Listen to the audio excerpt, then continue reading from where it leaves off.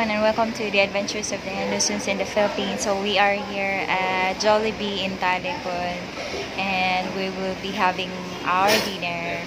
This is Giselle and with my brother Joshua.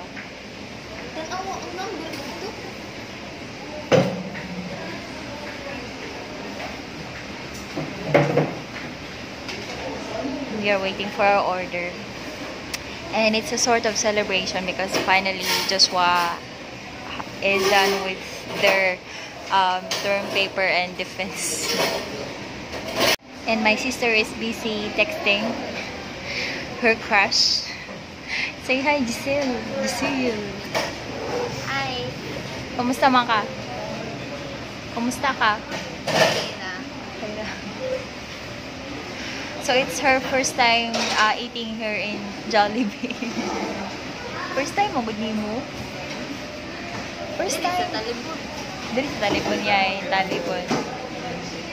And it's my third time.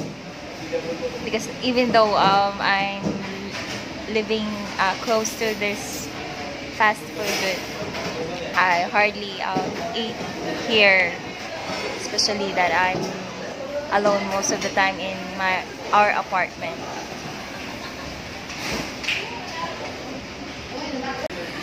I actually experienced eating in a Jollibee when I was like,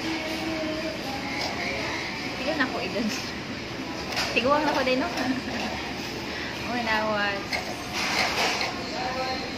22 years old. Ako siya ng katiguang. When I was 22 years old, that was my first time eating in fast food chain, especially Jollibee. But as I grow up, I just realized that fast food is really not that good for your health. So this is our order. We have burger, steak, and chicken for the three of us, and Coke float for drinks.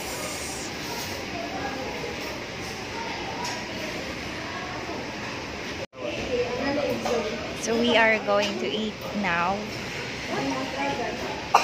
Nakalimot sila og ampo. Nagampo na mo? Nagawa sila ng isang. So we're going to eat now dinner.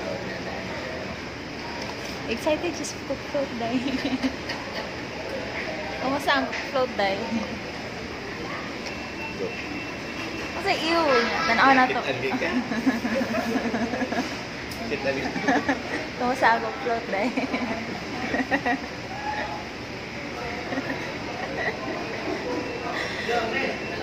Yeah, there's still a lot of ice cream in this one.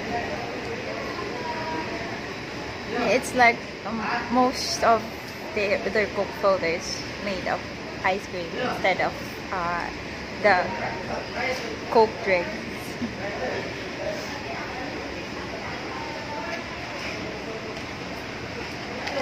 Kumusta man sa akin? So,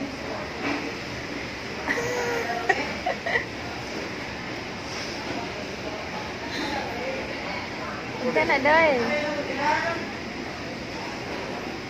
Kaya mo yan.